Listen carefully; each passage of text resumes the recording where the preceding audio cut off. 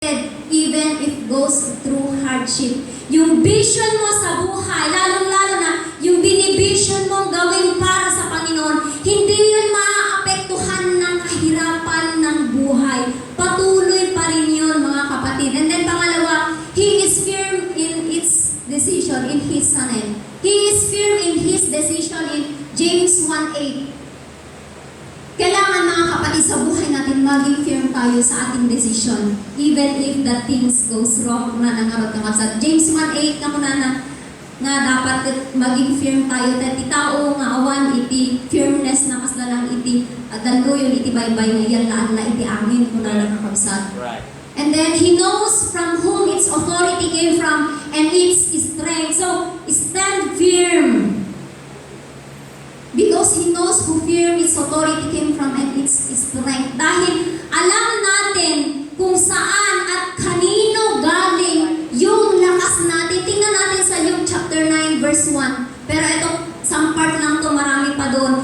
Yung binigay ng ating Panginoon Jesucristo sa kanyang mga alagad, sa kanyang mga sinen, na magpapagaling sila, authority yun. So, napakaraming otoridad ang ibinigay sa atin ng Panginoon. So, dapat alam natin, kilalanin natin kung sino yung nagbigay ng authority at kung ano yung authority na ibinigay sa atin for us to be able to stand firm in our faith. Just like the life of Stephen in Acts chapter 7, si Esteban, he is a spirit-filled man. Tingnan natin, mga kapatid, tumayo siya sa kanyang pananampalataya na kahit ang kapalit nun ay ang buhay niya. The stoning, papatayin kang babatuhin sa pamamagitan ng pagbato. Kung nagkadkad ka di suna kakabsathaan, itinubra na iti magder iti suna. Sana inistorya manipod, itatang from Abraham. Agangana ka dejingan time ni Jesus Christ kakabsat. He stand firm. Yun kamatayan na yung kapalit nung pagsasalita niya. Tayo minsan pagsubok lang, hindi kamatayan. Hindi pa tayo nag-i-stand firm sa ating pananampalataya. Kaya kailangan, mga kapatid, we must stand firm in our faith. Your voice is the strongest when you remain firm. Yung boses mo ang pinakamalakas kapag ikaw ay nanatili. You will never be moved by any circumstances. So, huwag natin hayaan na yung boses ni Satanas ang maging pinakamalakas. Dapat yung boses natin ang mas malakas. Tayo ang mas malakas sa Kanya at hindi tayo pagagalaw sa anumang circumstances ng buhay. Palakpakan nga po natin ang Diyos, mga kapatid. Number 3, a powerful sons and daughter of God is Spirit-filled. Spirit-filled. Spirit-filled means allow the dominating influence. Ito yung nanguna. Allow the dominating influence of the Holy Spirit to permeate every part of your life. Kailangan i-allow natin na ang manguna sa ating buhay, ang manahan sa ating buhay ay ang banal na Espiritu na siyang penetrate every part of our life, hindi partially. Every part of our life. We must be a Spirit-filled.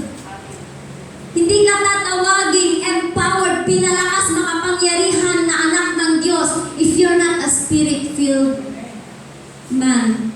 So, in Ephesians chapter 5 verse 18, do not get drunk on wine. Bakit kaya? Do not get drunk on wine. So, panatilihin, di ba? Ang alak nakakalasing. Pero ang sinasabi ng salita ng Panginoon dito, panatilihin mong malinaw ang iyong paningin. Hindi paningin ng mata. Kasi pwedeng manlabo to pag ikay tumanda. Pero yung paningin mo sa buhay, sa realidad ng buhay. Instead, be filled with the Spirit. Si Apostol Pablo pa rin yung nagsasabi nito na kailangan maging puspos tayo ng banal na Espiritu. The sign of Spirit-filled Christian. So, pakakitaan, dagiti, naknakno, iti Santo Espiritu. Umuna, he has the fruit of the Spirit. In Galatians chapter 5 verse 22 to 23, for the fruit of the Spirit is love, joy, peace, patience, gentleness, kan nadumapay kakabsa, siyang dayjay. Masaan tayo tulatan. So, ang sign ng isang Espiritu. Nakikita sa kanya na meron siyang pagmamahal, meron siyang kagalakan, lalong-lalo na sa pagsisilbi sa Panginoon, meron siyang gentleness, patience, kindness, and then he don't do things without asking God first. A Spirit-filled Christian, hindi siya gagawa ng anumang kahit yung napakalaking desisyon unless tatanungin niyo muna, kakausapin niya muna yung Panginoon. Iyuman na pala ang dejay, plano na iti panagbiag. Just like King David. Si King David po, bago siya sumabak sa anumang labanan, he's a man after God's own heart kasi palagi siyang nananalangin. Every time, kahit pagkagising niya, kahit pagkatapos ng labanan, bago lumaban, pagkatapos ng labanan, palagi siyang lumalapit sa Panginoon. Kaya nga meron ngayon sa part ng Bible na meron siyang labanan, tinanong niya yung Panginoon, Lord, susugod na ba kami? Pero si King David sabi niya, hindi. Hindi pa ngayon. Tapos tinanong na naman niya, Lord, susugod na ba kami? Oo, ito na yung time na susugod ka na. So, sa buhay natin mga kapatid, magpapakita ng isang spirit-filled ka kung yung mga desisyon mo sa buhay, sa mga gagawin mo, yung uman mo umunahin ni Apo Diyos. And then, He is so aware of the leading of the Holy Spirit. Yung aware ka, naninilig ka ng Holy Spirit. Naranasan mo na ba yung sinasabi niya, i-bless mo, wala na siyang pera, wala na silang makain, anak. I-bless mo. Apo? Ano? Pang-1 week mi dito, sakto-sakto lang, Apo. Diba? Pero alam niyo, yung isa sa iniyakan kung hindi ko sinunod na leading ng Holy Spirit, nung estudyante kami mga kapatid, nakwento ko na ito, pero hindi ko alam kung sa prayer meeting nakwento ko na. Meron yung dito sa may banda rito, sa may tigamong kami dati ng part, tigamot, daya, laot kami kakabsat. Nung basta dito part na ito, naglako kami. Tapos, iti conviction ko kakabsat, subliyang dili na kuwang evangelizam. Dua kami ng pastoral na ikadailegan. Nang asla magna kami at damang igawid ng pinatoray ni jirit nami nga nagna kami nagta. Pero ang bigat, ang gigan nakadatang kami dito nagdagsen na tayo nirit ng agigan ang kabigatan karabian kakabsat na damag nga na disgrasya gayam kat na kayo. Insang sangit ko dahil kakabsat nga part iti panagbasang Bible School kasi hindi ako nakinig which is soul yun na kailangan masave. Nung nagdawat na hindi pa makawan ka ni Apo Diyos na ako nga inaramid DJ. Kaya sa atin, we must be aware. Ngano ni Apo Diyos, tigtignayon na tayo. Kaya idirumpong na aramidan tayo. Pagtulnugan tayo kakabsat. Yung buhay ni Philip in Acts chapter 8 verse 26, ito yung pagkatawag niya. Ay di pa ng konsegrarda, isuna ni Stephen kan adupay kakabsat ng iti-deacons. Because they are, makita na they are spirit-filled Christian. So, in verse 8:29, dito kakabsat, dahil imbaga, iti Santo Spiritu kenkwana, nga, dahil about na dahil hinunong ko nga mabautisaran, iti kalit na nga gundaw. Ay, kitaan tayo, ni Philip, very obedient siya sa leading ng Holy Spirit sa kanyang buhay. Kasi tayo kumamag kakabsat, ni Apo Diyos, kanda ngayon nga papigsaan na tayo, and we must be aware kung yung lead ng Panginoon, ay kung yun ay leading ng Espiritu Santo, kailangan sumunod tayo. Palakpakan na po natin ang Diyos.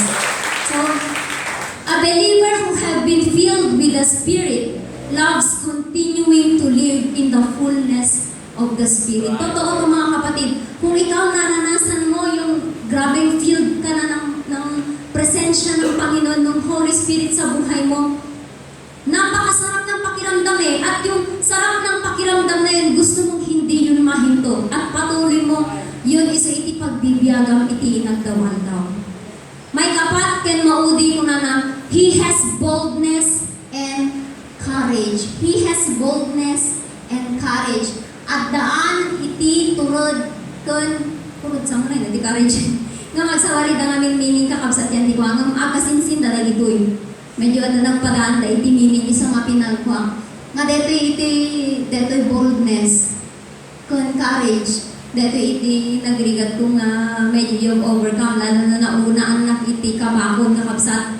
medyo awan titulad ko nga tumakdarin, isang anan na siya, no ka, mataranta na ko, magyaman na ni Apo Diyos that by His grace, at dalat na nga kanta na yung mag-encourage. Boldness means not afraid of danger or difficult situation. Yung boldness, hindi ka natatakot sa kahit anong panganib or kahit napakahirap na sitwasyon. Na pag sinabi ng Panginoon sa'yo, evangelize ang deta.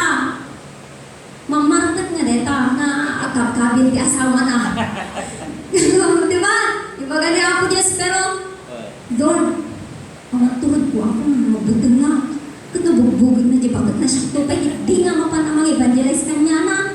Sulungan mo ito ka lang, di ba? Diba minsan? Pero, ang Panginoon naman, siya yung nagbibigay ng boldness. Minsan, yung mga agkad-kad tayo, pero kapag nag-obey pala tayo, nandoon yung gagawa ng yung Panginoon ng milagro. And then, courage means the ability to do something that you know is difficult. Ito yung tawang-tawa kami kay ni Sister Phoebe. Sabi niya, Pastora, ano ba naman to? 100%, 99% confidence, pero 1% talent. Sabi ko, balansehin mo. Yung pagkanta mo, kahit i-ano muna natin ng 25, unti-unti hanggang sa ano. Tapos, huwag yung 99% na courage at 1% na talent. So, balansehin natin. Pero sa buhay natin mga kapatid, we must have the 100% courage. Kahit alam natin napakahirap yung gagawin mo. Detan to pa'y agpurpursigido nga baro. Uray kamatan, biti aso makalatag pa siya. Noy ayatan na nga pudno, deta balasang. Diba? Uray kamatan ni tatang, di babae, itim. Di mabali na ikamat. Wasay. O piko. Mapantulat ta. Martilyo lata. He will have enough, he has a courage. Kasi ayatem. At pagmahal natin yung Panginoon, walang dahilan na hindi tayo mag-take courage sa ating pananampalataya, sa anumang pinapagawa sa atin ng Panginoon. Palakpakan nga po natin yung Diyos. In Philippians chapter 4 verse 13, sa ating text po, sabi ng Apostol Pablo, and I can do all things through Christ who strengthens me. I can do all things through Christ who strengthens me. Pero kung I can do all things lang, wag naman. Ituloy-tuloy tayo gingana yan ni Christ who strengthens me. I can do things. Ibig sabihin yung strength mo, your strength may fail, but the strength that God will give us will never fail. Kayang-kaya nating gawin ang lahat ng bagay. Palakpakan nga po natin ng Diyos. Be bold and courageous in facing trials. Maging courageous tayo kahit meron tayong mga pinagdadaan ng pagsubok sa buhay. Tayo lang tayo mga kapatid. Kahit mahirap ang pinagdadaanan natin, we must be bold and courageous pa rin, lalong-lalo na sa pagsisilbi sa Panginoon. Pangalawa, do not fear in every opportunity God has given us. Pwede ka kabsat? Han ko mga kabutang dito yung opportunity. Pero minsan, yung mahiyaing tao, they lost opportunity because they have fear to do it. Ani Brother Joshua kakabsat, maragrasahan kami lang na hindi kalman nga nag-discipleship kasi grabe pa nang in-encourage ni kanya nga testimonyo lang man pangaramatan hindi ka namin kakabsat. Uray isurat mo, tabasaan to. Diyan talaga kaya ate. Diyan talaga kaya. Aman, kaya deta. Numakita na to, kinagwapo, no, kamali ka, malipatan na kaya na ta. Diyan talaga kaya ate. Ang mamatan mo lang, babay na. Kaya deta, kaya ka. Ada ka ni, di kami nikot, supportahan da ka. Manahin ka kapsa. Diyan talaga kaya ate. Aman, kaya deta. Kaya talaga deta. Tapos sige ate, patasik na rin, maminsan lang praise God! Hindi kalman kakabsat. Dahil di ka butang na nakapinpintas mo dito flow lang pa nag-testimonyo na sa ko namin parang iskisa mo gid na pastoral ay kakabsat. Ure pwede tayo at tutubo tayo yung gidampig. As Jemon, nakakaro pa yung Joshua. Magkitong-tong-tong, pulos nga agun-uni. Piyapay ni Joshua, nakata makitong-tong-tong kada kami ng dedi kakabsat. Pulos agun-uni, nakitong napindot kami, di time ni narapat ni Apo Diyos manang testimony, so nauray siya na-encourage na pa'y kakabsat di pa nagtakder ni Brother Joshua ni Brother Marvin kasi hindi yun namin aakalain na kaya nila. Pero basta we pray na kayang-kaya nila ni Brother Marvin hampay nakatulog sa itirabi na. Sa totoo lang kakabsat, agree na rinong isuda, iti 4 o'clock tag-devotion kami kasi tretay yung isuda. Nakaraing pa ng isuna. Kunanak ko, lamatanagan na. Hindi, ang kaawit kami kakabsat. Hanggang sa pinaturugan, Brother Marvin.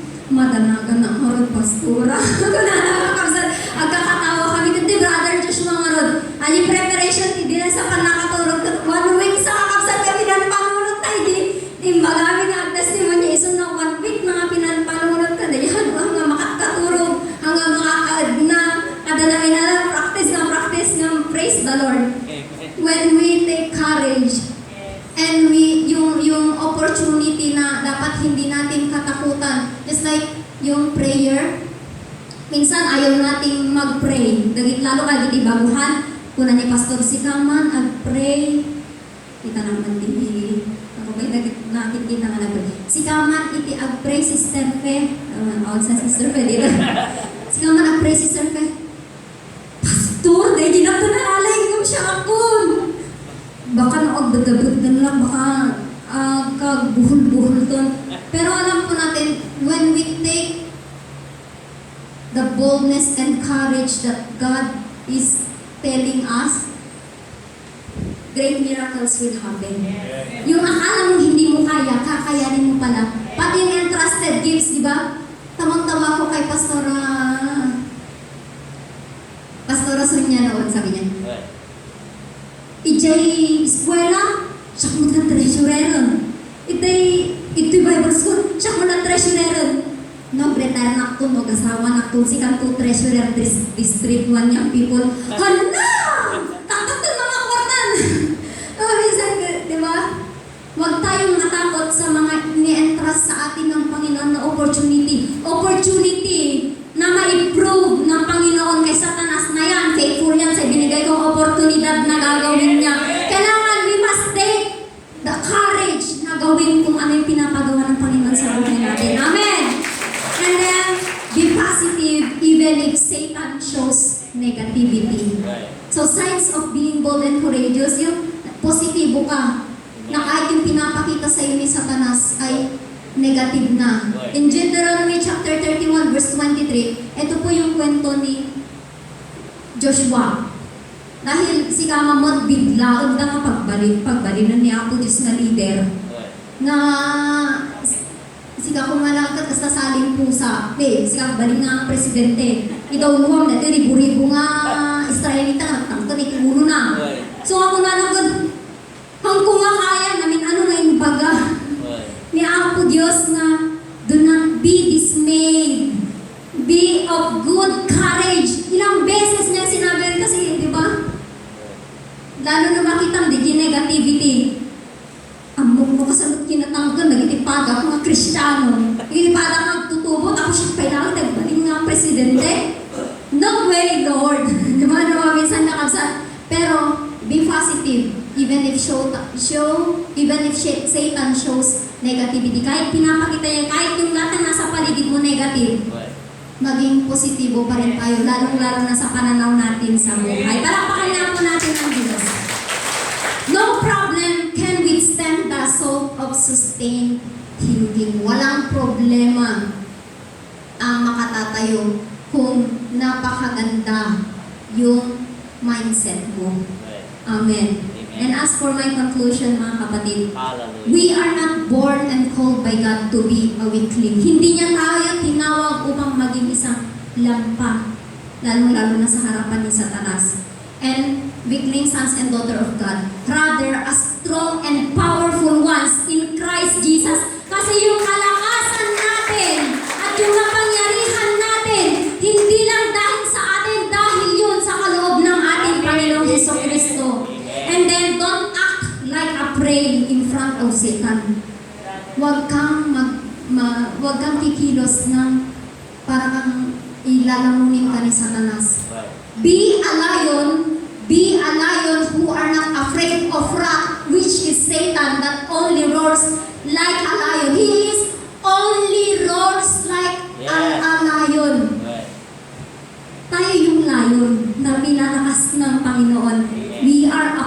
conqueror, a victorious. Yes. Satan is just arat nga dalaang iti mikropono na nga gaya-gaya lang iti boses iti leon. Isuna dapat ti alununan tayo han nga isunat mga alunon kada tayo. Han tayo nga paalunon ti buteng tayo. Baka ti amo tayo hadwa tayo nga leon nga dakdakkel nga tayo tagayam isuna ket baulaen nga kabsat. So iti panagbiag tayo, God has given us the power. God strengthen us iti kanayon. Ket deji nga power nga kabsat usanan tayo. Nagbalin nga may sama na tungker ng Kristiyano. Hallelujah. Yung hindi natatalong Kristiyano, napapagod, nanlulupaypay, nasasaktan, pero patuloy na lumalaban. Amen. Nawatan man nakabsat na tumakder tayo. Amen. Hallelujah.